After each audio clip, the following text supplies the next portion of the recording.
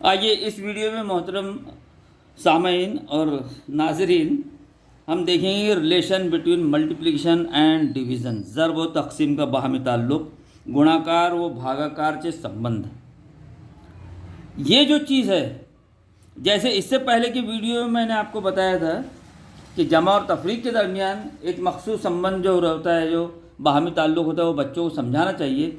वही अमल यहाँ पर है।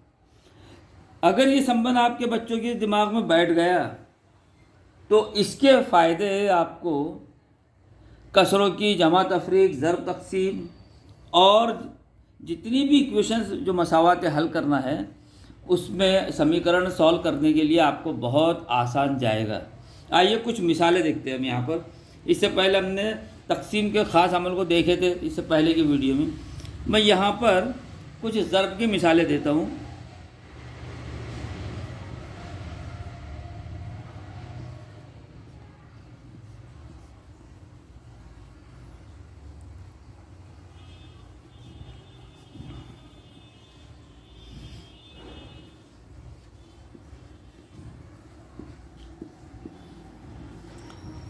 यहाँ पर मैं 245 को 16 से ज़रब दे रहा हूँ दोनों एग्जाम्पल्स में। अब मैंने एक जैसी एग्जाम्पल दो मरतबा इसीलिए लिखा कि अक्सर बच्चों को जिनको पहाड़े याद नहीं रहते, बड़े मुश्किल से 12 तक पहाड़े याद करते हैं। असातिज़ा को अगर मैथमेटिक्स पक्का कराना है तो सबसे पहले पहाड़े याद कराना लाजमी है। उसको लॉजिकली बोलो या किसी और तौर से उसको किसी भी सूरत में बच्चों को बाय हार्ट करा देना चाहिए टेबल्स। अगर टेबल्स याद नहीं रहेंगे तो उनका टाइम भी वेस्ट होगा और उनका मैथमेटिक्स पक्का नहीं होगा। लॉजिकली इसको कैसे याद कराना ये एक अगले वीडियो में मैं बताऊंगा। अभी हम यहाँ देख लेते हैं। तो बच्चे क्या करते हैं जिनको 12 ही तक पहाड़े याद हैं, वो 16 की बजाय 6 से ज़रब देते, जो 6 पंजे 30 का सिफर देते हैं, 3 बचाते हैं, फिर 6 चौक 24 और 3 27, फिर हासिल के 2 आते हैं, 6 दूनी 12 और 2 14। ये उन्होंने 6 पंजे 30 हासिल किया 3, 6 चौक 24, 24 और 3 27, 27 के साथ हासिल किया 2, 6 दूनी 12 और 2 14। फिर यहाँ पर ये जगह खाली रह गई यूनिट प्लेस की। फिर 1 से ज़रब देंगे तो 1 पंजे 5, 1 चौक 4, 1 दूनी 2। यहाँ पर ज़रब में बचे हुए जो मज़रूब जो मिलता है, जो हासिल ज़रब मिलता है मज़रूब के ज़रिए, ये मज़रूब है यानी जिसको ज़रब दिया गया, और ये ज़रीब है जिससे ज़रब दिया जा रहा है। तो ये मज़रूब और ज़रीब का हासिल ज़रब ये मिलता है, इसमें जमा करते हैं आप सिफर 12, फिर ये 12 का 2 लिख कर 1 यहाँ जमा करेंगे, आपको 9 हासिल होंगे। जीतती। अगर बच्चे के पहाड़े मजबूत है तो वो इतना टाइम वेस्ट ना करते, वो डायरेक्ट करता है 16 पंजे 80 का सिफर हासिल की, उसके 8 बचे। 16 चौक 64, 64 में 8 मिलाया उसने तो 72 होते हैं, फिर हासिल के 7 बचे।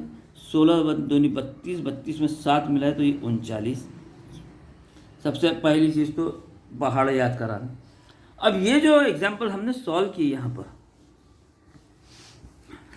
ये हमारे लिए ये मल्टीप्लिकेशन का अमल था।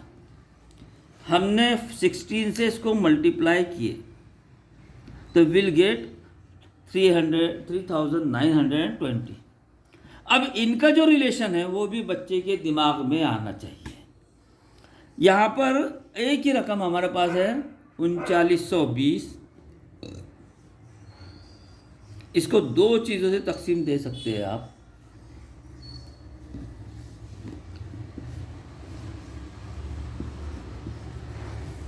पहले 16 से देंगे।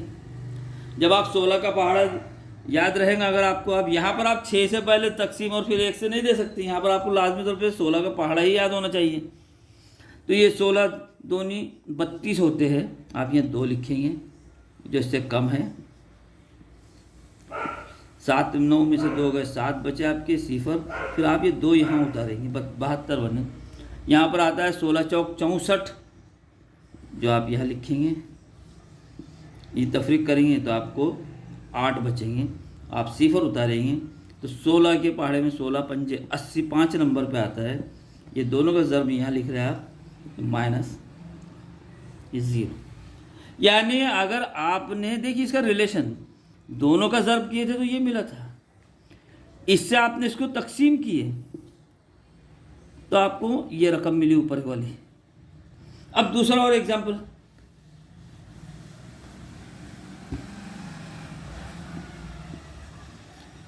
फिर आप 3920 लिखो और उसको 245 से तकसीम दो। अब 245 का पहाड़ा बनाना एकदम आसान है। ये तो एक हो जाता है, 245 एक ही हो जाएगा। आप इसको 2 से तकसीम दो, 2 से ज़रब दो, तो 2 पंजे 10 हासिल का है 1, 2 चौक 8 और 1 9 और 2 दूनी 4। ये जो 490 है ये 392 से ज़्यादा हो जा रही है, इसलिए आप 1 का तकसीम देंगे। 245 1 की 245। अब ये आपने ये तफरीक करे तो ये रकम बची। अब आप उतारेंगे यहाँ पर, तो कॉमन सेंस है कि अब ये जो 14 से 70 अब 245 का पहाड़ा तो आपको याद नहीं है, तो एक अंदाजे से देखिए आप कि अगर आप इसको 6 से ज़र्ब करके देखते हैं तो ये हो जाएगा 6 पंजे 30 का 0 हासिल किया है 3, 6 चौक 24 और 3 27 के साथ हासिल किया है 2, 6 की 6, 6 दूनी 12 और 2 14। ये 6 नंबर पे ये मिलते हैं आपको इस पहाड़े में, 245 की पहाड़े में। और जब आप इसको करेंगे तो ये रकम मिलेगी। इसमें आपने ये देखिए कि अगर 245 को 16 से ज़र्ब दिए तो ये जवाब मिलता है। 3920 जो हासिल ज़र्ब मिला उसको 16 से तकसीम दिए तो 245 मिलते हैं। 3920 को 245 से तकसीम दिए तो 16 हासिल होते हैं। अब ये जो चीज़ें हैं ये ताल्लुक़ आपको उन बच्चों के दिमाग में छोटे छोटे एग्जांपल्स करके बताना चाहिए। जैसे यहाँ पर है 16 को आप 8 से तकसीम देंगे तो ये 8 दूनी 16। यहाँ पर 8 का 2 से ज़र्ब करेंगे तो आपको 16 मिलेंगे। 16 को 2 से तकसीम देंगे तो फिर 2 8 ही 16 मिलेंगे। ये जो एक दूसरे के जो चक्कर है ये उसके दिमाग में कई एग्जांपल्स करके आपको बताना पड़ेगा, तो बच्चा ये भी कंफ्यूज हो सकता है। ये 17 है, इसको 2 से तकसीम देंगे आप तो 2 8 ही 16 तो हो गए। अब 1 बच गया, अशारिया का काम करना नहीं है, तो फिर क्या ये बात सही है क्या इनके ज़र्ब में वही रहेंगे कि वो तो ये दोनों का ज़र्ब कर रहा है, 2 ज़र्ब 8 तो ये तो 16 ही हो रहे। तो फिर इसमें फार्मूला क्या है वो चीज़ जो है, अभी बाकी अगर इसमें 1 मिला तो आप तो 17 हासिल होते हैं। और ये जो फार्मूले हैं ये आपको बच्चों के दिमाग में बिल्कुल मजबूत कर देना चाहिए। और यही फार्मूला में हम ये यहाँ पर देखेंगे। ये मकसूम जो था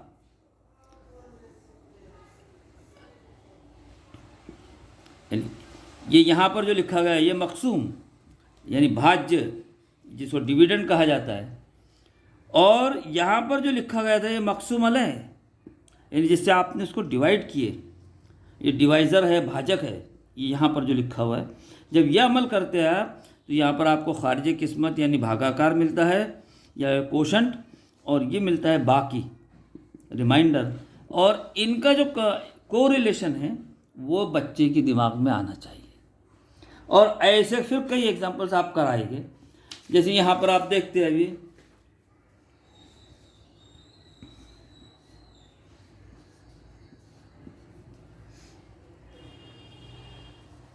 पच्चीस को 3 से तकसीम देंगे तो 3 8 24,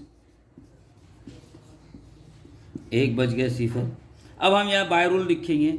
ये 25 जो है हमारे लिए है, ये भाज्य हो गया यानी मकसूम है, दैट इज़ द डिविडेंड। अब इनका ज़र्ब, इनका रिलेशन क्या है, डिवाइज़र और कोशंट का मल्टीप्लिकेशन, उसको एक ही ब्रैकेट में लिखना है। यानी मकसूम अलह और खारिजी किस्मत का हासिल ज़र्ब हो रहा है यहाँ पर, या आप ये कह सकते हैं कि भाजक का और भागाकार जो मिलता है वो दोनों का ज़र्ब हो रहा है, उसमें बाकी मिलाया जाए, रिमाइंडर मिला दिया जाए, या एक ही लिखें इसको। तो देखिए आपको मिलेंगे 24 जमा 1 25। और ये जो चीज़ें है ये उसको उस टाइम समझ में आएगी जब आप उसको इक्वेशन हल कराएगी। अब इक्वेशन में क्या है वो देख लेते हैं।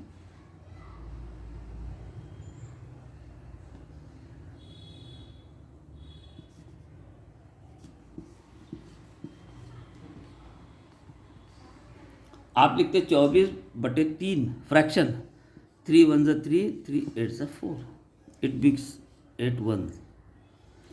अब मैं इसको थोड़ी देर के लिए इसको चेंज कर देता हूँ, ऐसा ही रखता हूँ।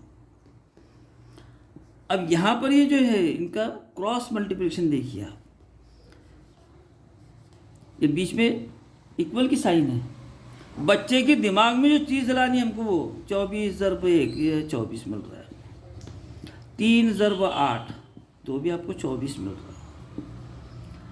आप 24 को 3 से तकसीम दिए तो आपको 8 हासिल हो रहे हैं, और जब आप 24 को 8 से तकसीम दोगे तो आपको 3 मिलेंगे। ये जो आपको कोरिलेशन है, ये क्रॉस मल्टीप्लिकेशन का, ये उसके दिमाग में आना चाहिए। अब यहाँ पर एक की वैल्यू नहीं है, लेकिन बच्चे के दिमाग में जब भी आप मैथमेटिक्स समझाएंगे तो मैथमेटिक्स को ऐसे समझाना, टीचर्स ने 2 चीज़ों को हमेशा याद रखना। बच्चे को पढ़ाते वक्त उसके दिमाग में ये लाइए कि आपको इस सिलेबस की बुक नहीं करनी है कंप्लीट, वो नहीं सीखना है, बल्कि आपको, आप जो टीचर है वो बनाना है। आपका नाम अगर सलीम है तो उसको सलीम सर बनाना है बच्चे को, उसको ये बोलना है तो सलीम सर बन, तो बच्चे को दूसरों को समझा सके। और दूसरा एक मैथमेटिक्स में कोई भी अगर नंबर है, चाहे x हो, चाहे 4 हो, चाहे -3 हो, ये जो अभी दिख रहा है ये अकेला दिख रहा है, लेकिन ये अकेला नहीं है, इसके साथ क्या क्या चीज़ें होती है उसके दिमाग में आना है। इनको सबको 1 से ज़र्ब होता है, नज़र नहीं आता।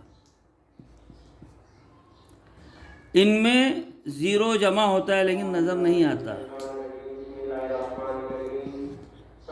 आप नफ़ी 3 में 0 जमा करो, नफ़ी 3 रहेगा।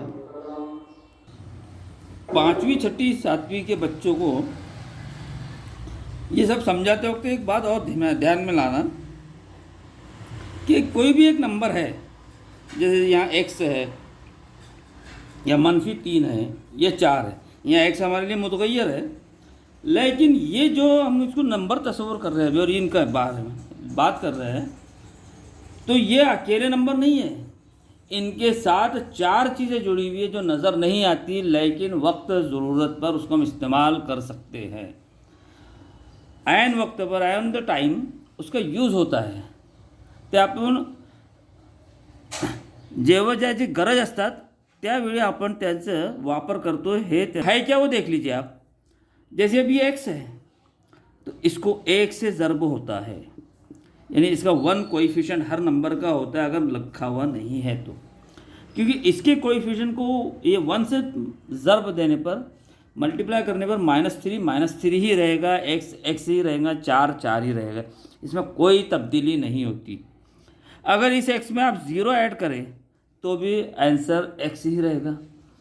यहाँ पर 4 में 0 ऐड करें तो भी आंसर 4 रहेगा। यहाँ पर -3 में अगर सिफर जमा किया आपने तो भी उसका जवाब -3 ही रहेगा। x को अगर आपने 1 से डिवाइड किए, 4 को 1 से डिवाइड किए या -3 को 1 से डिवाइड किए, तो भी इसका जवाब में कोई फ़र्क नहीं रहेगा, वो x ही रहेगा, 4 ही रहेगा, -3 ही रहेगा। इसकी कुव्वत यानी इसका पावर अगर आपने 1 लिए तो भी पावर इनका तब्दील होने का नहीं, अगर पावर 1 रहा तो भी इसकी वैल्यू x रहेगी, 4 की पावर 1 रही, कुव्वत 1 रही तो वो भी 4 ही रहेगा, ये -3 रहेगा। इस चीज़ को आपको उनके दिमाग में लाना चाहिए। अब ये मैंने आपके सामने मिसालें रखा हुआ है, आपने कुव्वतनुमा पढ़े हुए हैं, इंडाइसेस। अब यहाँ पर इंडाइसेस के अंदर जैसे आपको अभी इनको सॉल्व करना है तो आपको जो उसका फार्मूला है वो तो मालूम है, अभी मैं यहाँ फार्मूला नहीं समझाता, लेकिन जब आप इसका एडिशन करेंगे, इसको आप 4 को 6 लिखेंगे, यहाँ पर आपने इसको 1 समझे थे, लिखा हुआ नहीं है, लेकिन ज़रूरत के मुताबिक आपने उसको 1 माना है।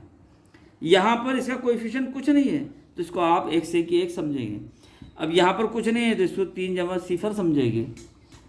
और इसके ज़रिए जैसे भी आपने एक एग्जांपल लिखते हैं x is equal to y. अब आप अगर y को इधर लेकर आते हैं तो आप इसको लिखते हैं x माइनस वाई। तो फिर यहाँ क्या लिखेंगे? तो वो बच्चे के दिमाग में वो चीज़ आनी चाहिए कि आप यहाँ पर कुछ था पहले जो ऐड नज़र नहीं आ रहा था, तो ये जब इधर आ जाएगा तो आप इसको 0 लिखते हैं। वही अमल यहाँ पर, ये x उधर चला जाएगा, ये नफ़ी एक, और इनकी जमा तफरीक जब होंगी तो आपको 2 हासिल होंगे। यहाँ पर जब ये ज़र्ब करते हैं तो यहाँ पर हमने देखे हुए है कि कोई किसी से तो कटता नहीं, तो न्यूमरेटर का न्यूमरेटर से और डिनोमिनेटर का डिनोमिनेटर से ज़र्ब किया है। अब यहाँ डिनोमिनेटर नज़र नहीं आ रहा तो हम इसको 1 मानेंगे और यहाँ पर उसका इस्तेमाल करेंगे। ये बच्चे के दिमाग में हमेशा होना चाहिए। ये जो एग्जांपल्स है आपके सामने किए हुए, इसको ध्यान में रखिए और कोशिश कीजिए कि आप पढ़ाएं या बच्चे खुद पढ़े तो ये तमाम चीज़ों का इस्तेमाल करें। अल्लाह हाफिज़।